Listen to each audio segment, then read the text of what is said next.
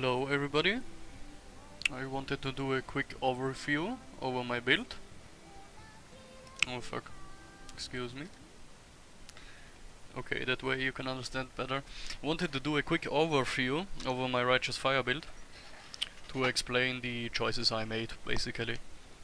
So obviously Dune, if you scale strength, that's your way to go. There is no alternative. Not with my build, that is. I use the Dune, I use an essence crafted helmet. Try to get strength and high life on it. You don't want a resistance on there. Chaos Heart, Chaos Way for extra life regen. I think this one is very self-explanatory. Xoph's Blood, this is for the non-equilibrium version, which I prefer. A Rise of the Phoenix, which is Legacy, which means it has double the implicit than a normal Rise of the Phoenix has. Without this, you would need to have one all elemental resistance roll on any of your jewels. And the Essence Worm. With Essence Worm plus 2 to level of socketed aura gems and my Purity of Fire, which is 21, I get a 23 gem. So I get 5% additional max fire resistance from the Purity. What else I should quick cover is that I get an additional % maximum fire resistance with those 4 points and 1 jewel socket. This is enough to get me 1 additional point of maximum fire resistance from the Purity. Then I use the Maginord's Vice. I think 100 strength and 2% of life regenerated is too good to pass up. I don't think you should use anything else with a strength scaling build. My Storm Clasp, the heavy belt, you can use a leather belt as well. I just thought extra strength fits the theme better. And is also very effective, obviously. And the boots, which have the Labyrinth mod for 2% extra life regenerated, high life and double resistance. Those are actually quite expensive. You might not get boots that are as good as those early on. I'm pretty sure you won't get boots as good as that early on. Okay, for my flasks, I chose charge recovery. That's my personal preference. I think that makes the most sense. Obviously freeze and bleed immunity. And the sulfur flask, which buffs your life regen and damage. And the ruby flask which buffs your life regen, yes. Then I use the Witchfire Brew. This is definitely the best curse you can get. Use that one. It's by far the best, even with the nerfed values, where you can get 25 to 40% increased damage over time during flask effect. It's just the best. You don't want anything else than that. And the Wise Oak. The penetration doesn't work for RF or Scorching Ray, but you get the benefit of the defensive benefit, let's say. Because I balanced my resistances to be exactly the same, and it's only 2 slots. This is very, very well doable to balance your resistances on 2 slots. As you can see, it's exactly the same. So I get cold damage reduction, 10%, and 10% lightning damage reduction, which is very nice. Those are the only damage sources that can really threaten you, because fire resistance is obviously 90%, and if you press the flask, 96%. And the physical resistance, here it's just 30%, but keep in mind with endurance charges and roomies, it is actually capped, which is very nice. So physical damage is not a threat at all as well. The roomies, I think the block fits the build very well. You could probably also use a life flask in that slot. That's totally up to you. I just don't think I need the life flask at all, but for hardcore it might be something worth considering, an instant recovery flask. Yeah. Alright, so the links, Scorching Ray, Elemental Focus, and this will be more burning damage in 3.0 with socketed gems are supported by level 30 Iron Will, which is huge for your Scorching Ray. I did the math. I think it was 390% with Dune and my amount of strength. You get increased damage. 390%. That's huge. That is fantastic. Increased area of effect, Righteous Fire, increased burning damage, which will be more in 3.0, more burning damage, and Elemental Focus. On an Essence Crafted Helm, obviously, so kind of 5-link. Faster attacks, mine is level 1, although I could level it a bit. I don't bother with it, I'm fast enough. Here, check for yourself. It's not very fast, but it works. Totally fine. Fortify and Shield Charge. Shield Charge is the best option. That is the only movement skill where you can get decent speed with this build.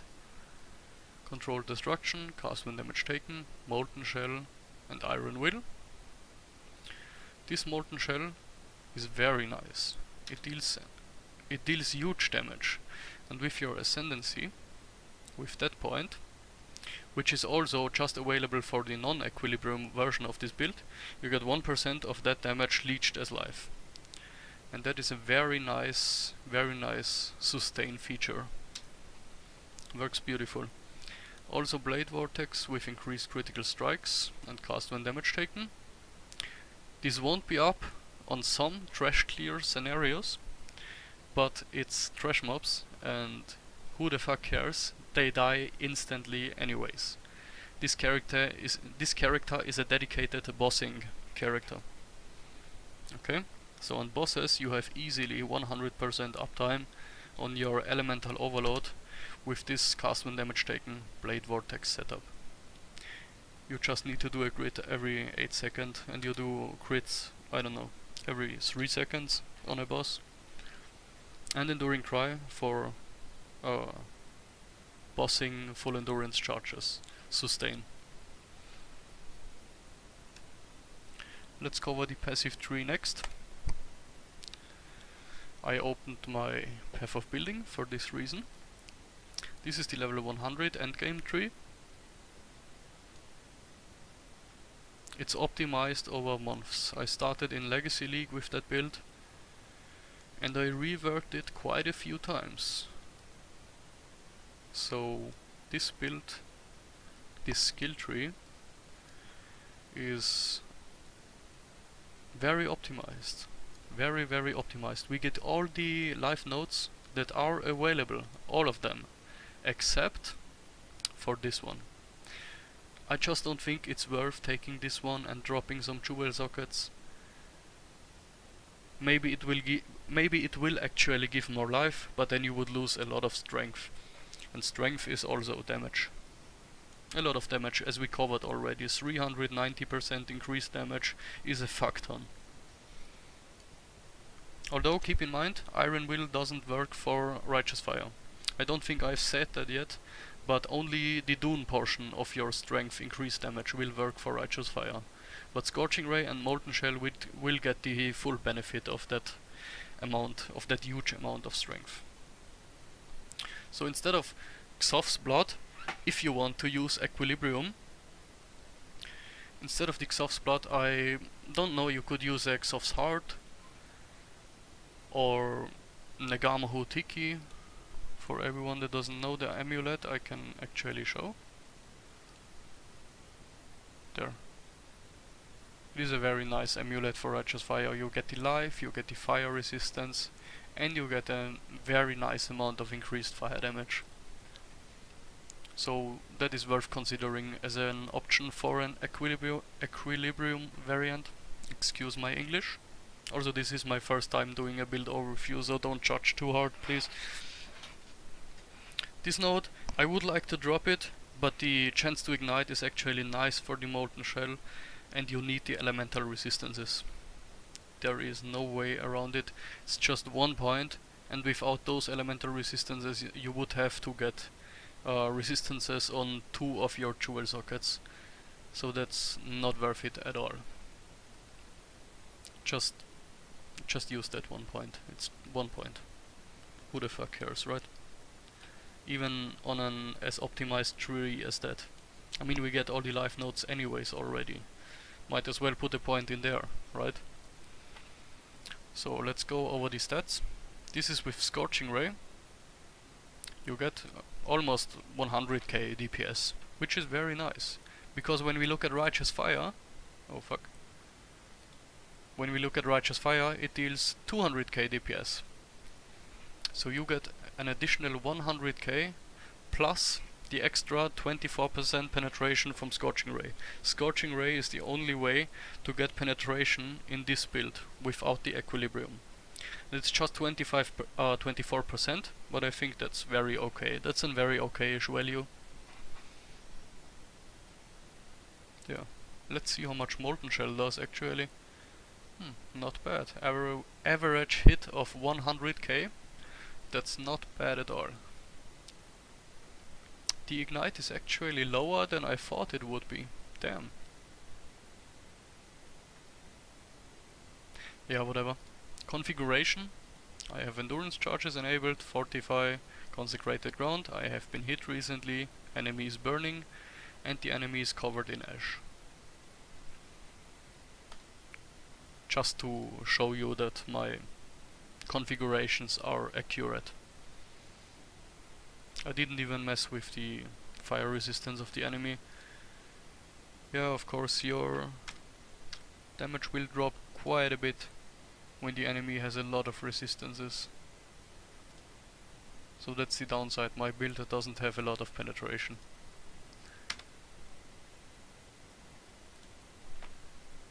But whatever. It's fine as it is.